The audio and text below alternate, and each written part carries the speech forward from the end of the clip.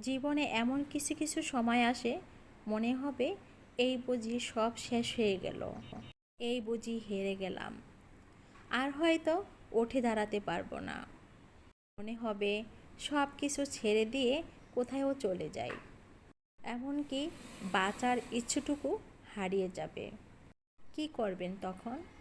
যখন এরকম কিছু ঘটতে থাকবে, তখন জানবেন আপনার জন্য ভালো কিছু অপেক্ষা করছে। আপনাকে তাই জিততেই হবে। জেতার আগে আপনার এই যে মানসিক টানপোড়েনটা চলতে থাকে, এটার নাম হলো যুদ্ধ।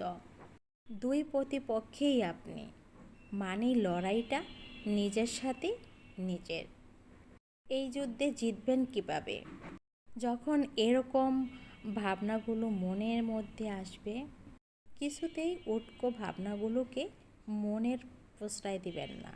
প্রশ্রয় পেলে যে কেউ মাথায় চড়ে বসে।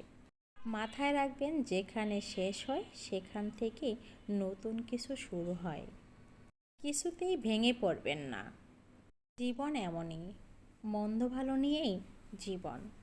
জীবনে ভালো কিছু পেতেই গেলে জীবনের মন্দ সময়ের সাথে আপনাকে লড়তেই হবে। আপনি লড়ছেন মানে আপনি জিতবেন।